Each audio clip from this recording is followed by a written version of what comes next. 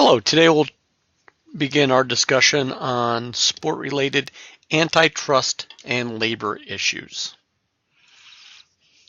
In this chapter, we'll be able to know and realize which federal antitrust laws and how they apply to sport. We'll look at different types of player restraints and how they've been applied under the antitrust laws. We'll look at types of exemptions from antitrust laws that apply to different types of professional sport. We'll look at team movement and ways that antitrust law is used at a organizational level, and then we'll look at it as it applies to college sport. Purposes of antitrust law is to promote competition and efficiency in the marketplace. In other words, we're looking to protect consumers from monopolistic power of big business. A lot of the antitrust laws came out of the Industrial Revolution when a lot of corporate and commercial power was centered in one or two or very small amount of dominant firms. So we're looking to use antitrust law to increase competition among different companies in order to provide options for consumers. Different types of federal antitrust law that we'll look at is the Sherman Act, the Clayton Act, the Sport Broadcasting Act, and the Curt Flood Act. The Sherman Antitrust Act, Section 1 says that every contract, combination in the form of a trust or otherwise, or conspiracy in the restraint of trade or commerce among the several states or foreign nations is declared to be illegal. Sherman Antitrust Law, Section 1, every contract, combination, or conspiracy. So for Section 1 violation, you need more than one party. You need an agreement that says two or more parties get together and they do something that violates antitrust law, something that limits competition. Second point, to prove a violation, you have to show that the parties' conduct taken on the agreement unreasonably restrains trade because they're anti-competitive, and it must affect interstate commerce. So we look at this idea of Section 1.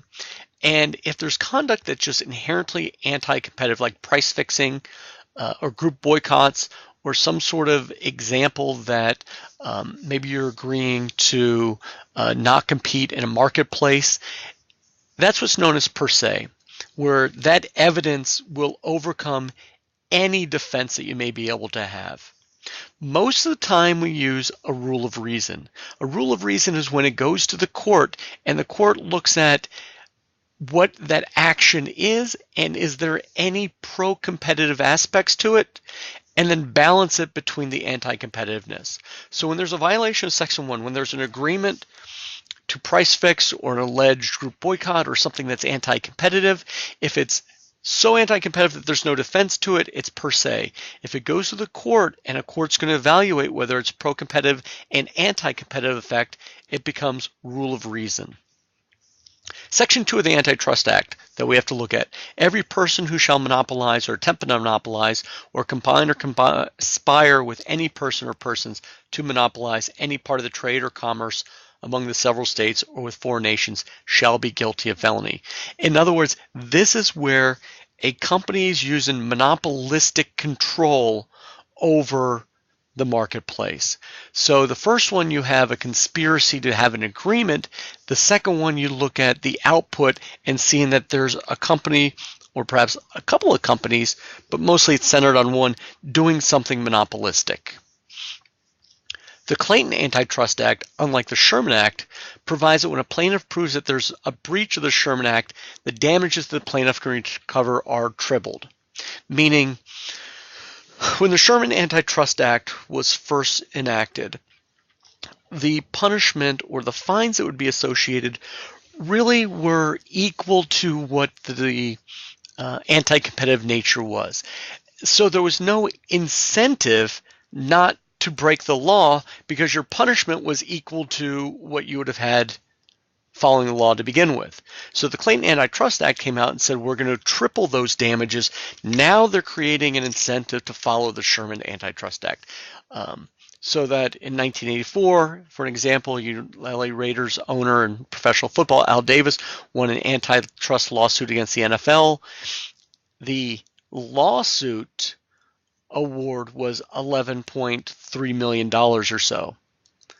The outcome with the Clayton Act tripling it came to more than 35 million. So now there's a disincentive to committing antitrust violations. And these have been going on in a sport league for quite some time. Certainly the AFL versus the NFL. Here we're looking at the very beginnings of professional sports, professional football, and we're looking at an upstart league, the American Football League, and the National Football League, and what the NFL did at this point before they combined 2 decades later. What they did, or a decade later, excuse me, what the NFL tried to do to prevent the AFL from getting a foothold in the marketplace. Similar thing happened in the mid-'80s with another upstart league, the USFL versus NFL.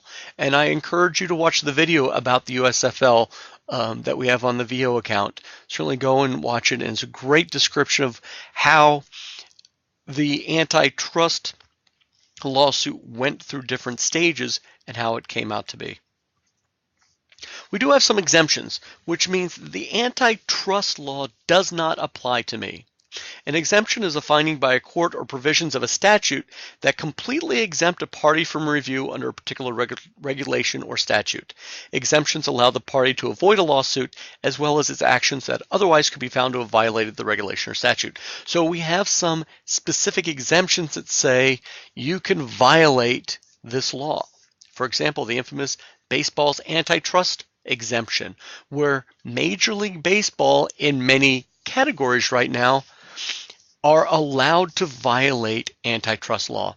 And this comes up from a trilogy of cases from 1922, 1953, and 1972, federal baseball, then the Toolson, and then Flood versus Kuhn, where 3 different times the exemption given to baseball, where they do not have to follow the Sherman Antitrust Act, is upheld.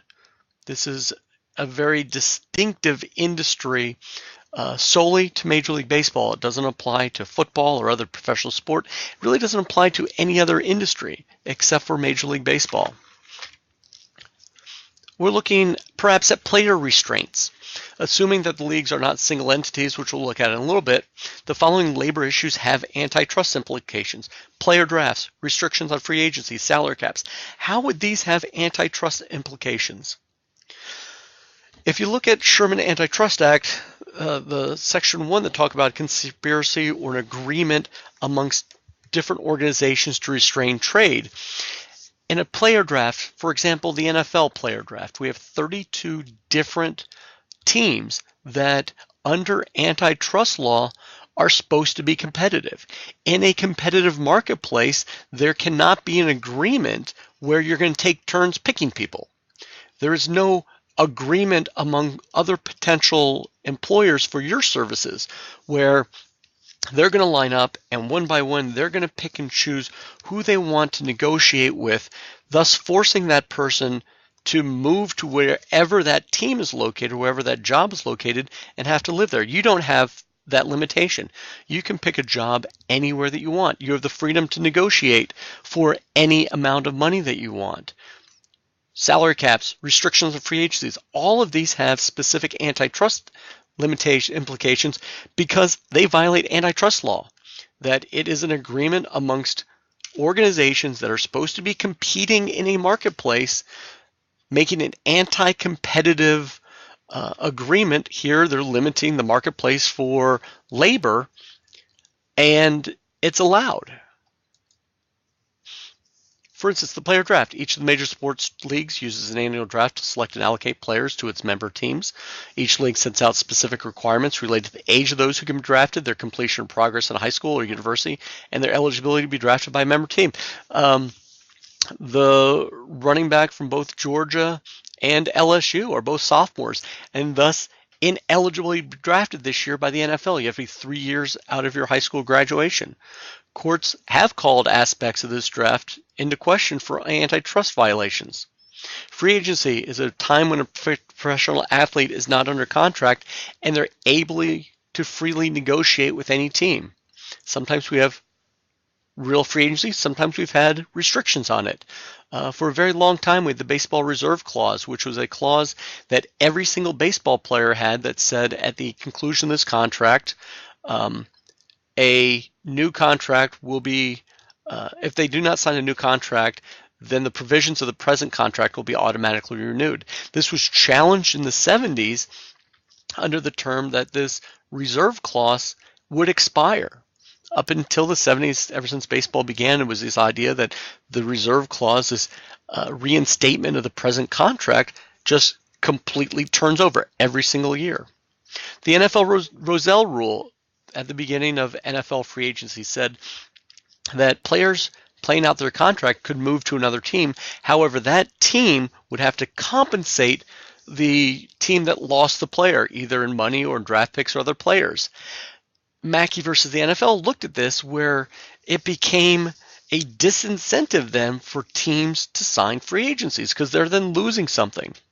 The reason why we have these in existence now and why they don't violate antitrust law is because it's a collective bargaining agreement between the leagues and the Players Association. That when there's a conflict between antitrust law, such as a player draft, and labor law, where it's a part of the collective bargaining agreement between labor, the players, and ownership, the owners, then labor law trumps antitrust law. Labor law will, in fact, be a part of it. The professional baseball clubs, the CITES arbitration hearings, will discuss a little bit about how baseball free agency came to be, how two players, Andy Messersmith and Dave McNally, challenged that idea of the reserve clause. They played out their contract, then they played out that reserve clause, and they said, we should have a brand new, we're no longer under contract with the team, we should be allowed to freely negotiate with any other team that we want. And it's interesting how the arbitration resolved this issue.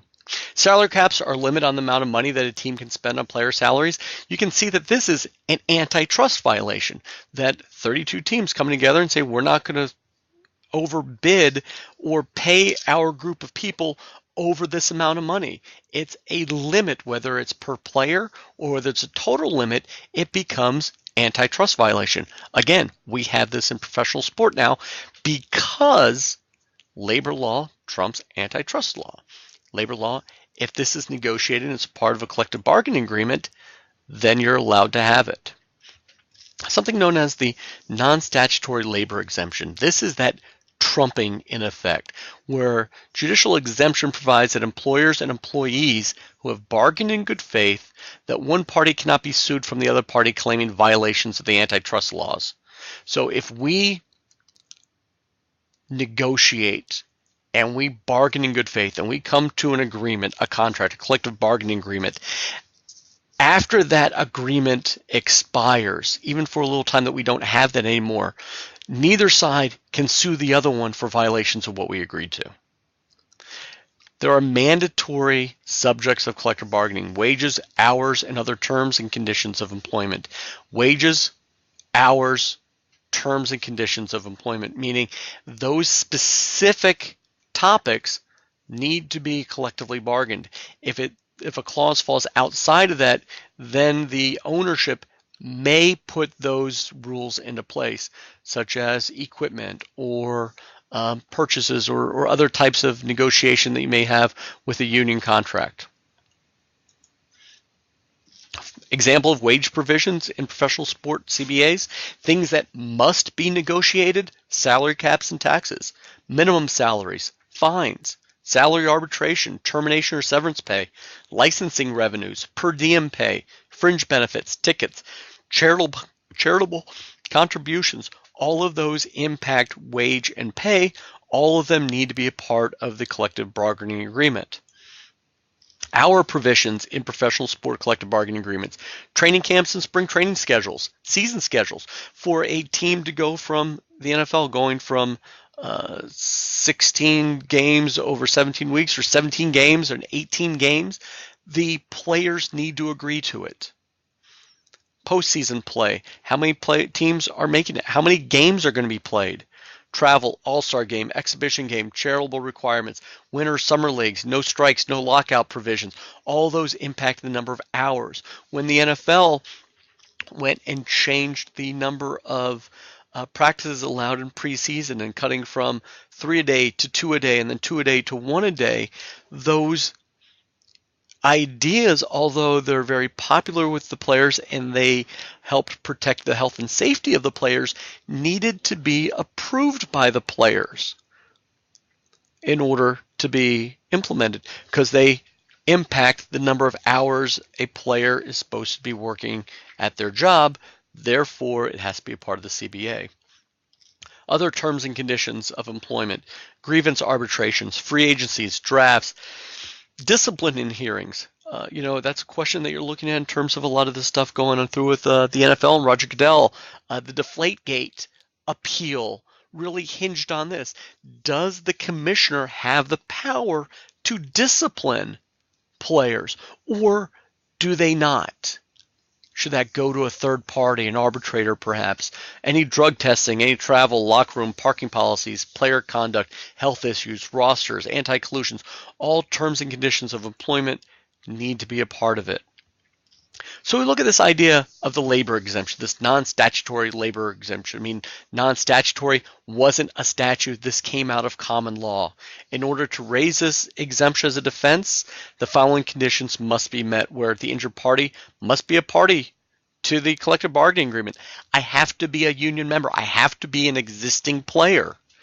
If I'm not drafted yet, if I am not a part of the union, if I'm a college player, if I'm not a player, if I'm not signed, if I'm not a part of the union, if I've retired, I may not be able to use this non-statutory labor exemption. Subject matter being contested on antitrust grounds must be a mandatory subject for bargaining. Has to be one of those wages, hours, or conditions of employment. And the collective bargaining agreement must have been achieved through bona fide arm's length bargaining. For instance, league and union are protected against players that aren't in the league yet. That was what the Claret and Reynolds case, talking about retired players and players that aren't in the league yet.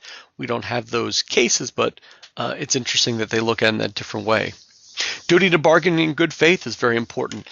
Both parties must bargain in good faith over hours, wages, terms, and conditions. That decisions made by commissioners within their owner-granted powers may clash with their duty to bargain over mandatory subjects. In the NFLPA versus the National Labor Relations Board, the commissioner unilaterally instituted a rule about leaving the bench area during a fight. Is this a good rule? Players coming off the bench start a fight or participate in a fight, by banning them is a good rule. Even the players would agree this is a good rule. However, the commissioner did not have the power to create that rule. He did not have the power to say if you came off the bench, we'll automatically fine you. So that's why the National and the NFL Players Association brought a lawsuit against the National Labor Relations Board in order to make a designation here that needs to be part of a negotiated compromise. The duration of the exemption survives the expiration of the collective bargaining agreement, so you have some sort of protection. And here's that NFLPA versus the NLRB. The Sport Broadcasting Act is a broadcasting exemption. This act, this statute, enables clubs to put separate rights together, to pool them together into a package so that the league can sell that package to one purchaser, such as a TV network, in an effort to protect their home game ticket sales and to allow clubs to share television revenues. A reason why the NFL has become so nationally powerful is this idea that when the Sport Broadcasting Act in the early 1960s was passed, the NFL was able to pool the rights together and they were able to sell them as a league. Compare that to local broadcast rights in Major League Baseball. They do have a national contract, but a lot of it is still done locally, where the New York Yankees and New York Mets have a much higher local revenue than the Milwaukee Brewers and the Kansas City Royals. In football, you don't have those local relationships, you just have the national one. It allows football, baseball, basketball to sell without sell those rights together and pooling them. The NCAA is not a party of the Sport Broadcasting Act. Coincidentally, two of the main people in Congress that sponsored this act in the early 1960s, one was from Minneapolis, the other one was from New Orleans, and then the NFL, when they expanded next, they added the Vikings and the Saints. Just interesting, perhaps. Another antitrust exemption is the Curt Flood Act. This Curt Flood Act actually modifies baseball's antitrust exemption. After the Cites case, and arbitrations rather, that happened after Flood versus Kuhn that reestablished that baseball antitrust exemption, Congress passed the Curt Flood Act, named after Curt Flood, who brought that challenge against Bowie Kuhn. It said baseball can sue Major League Baseball, baseball players can sue Major League Baseball under antitrust exemptions if it's a condition of employment. So violations of antitrust when it's a condition of employment is going to be upheld against the antitrust legislation. Other aspects of the business of baseball, whether it's ownership, management, relocation, other aspects of Major League Baseball running, they're still protected by the antitrust exemption. However, if it deals with players' employment, then it's not going to be upheld. Such as franchise relocation. Professional sport leagues can restrict franchise relocations to other cities. Typically, approval by 75% of owners are required to allow a transfer, but in the past, it had to be unanimous. And when you think about that, that a league has a unanimous structure, that becomes antitrust concern from one owner against the other owners and the leagues. Teams have sued leagues claiming these rules violate antitrust laws. They should be free to move their players and their teams and their franchises as they wish. We look at the LA Memorial Coliseum cases in 1984, looking at the LA Raiders moving from Oakland to Los Angeles after the Rams left Los Angeles and went to St. Louis. Went to Anaheim, excuse me. The league structure. A crucial question for antitrust analysis is whether league are one entity or are they composed with separate, different owners. So if a league like the National Football League is viewed as a league, a single entity, then there cannot be Section 1 violations of the Sherman Antitrust Act because then there is no conspiracy. However, as most people look at the NFL, they're separate franchises, separate ownerships. Each team can be bought and sold differently. If they are viewed as a different group of owners and employers, then they're supposed to compete, and Section 1 would apply. Courts had to deal with this quite frequently in the 80s and 90s.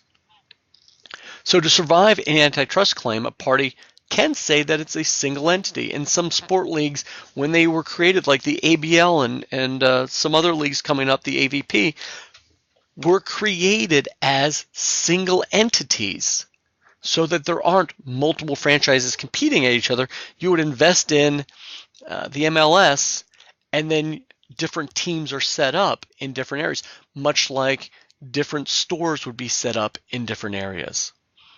It's one business entity, therefore it can't be held to Sherman Antitrust Section 1 because there can be no conspiracy. There is no connection to it because there's no conspiracy, there's no agreement, there are no multiple ownerships. The NFL looked at this in 2008 under an American Needle versus the NFL in a merchandising case. Is the NFL a league of separate ownerships, or is it a league of one entity? If so, when? Individual performing sports certainly has addressed this over time. Professional boxing, tennis, golf, bowling, automobile racing have all been found in interstate commerce and all have had antitrust scrutiny of different aspects. Eligibility restraints have been found not to violate antitrust laws if the restrictions promote the quality of the competition, ensure uniformity of the rules, and assist in the orderly scheduling of tournaments and other events. This has been looked at many different times. A suspension of an LPGA golfer that had kind of an arbitration hearing from a panel that actually included other golfers was found to have an antitrust component to it because those other golfers had a specific conflict of interest. If they suspend another player, their chances of winning increase. We looked at different types of individual performers.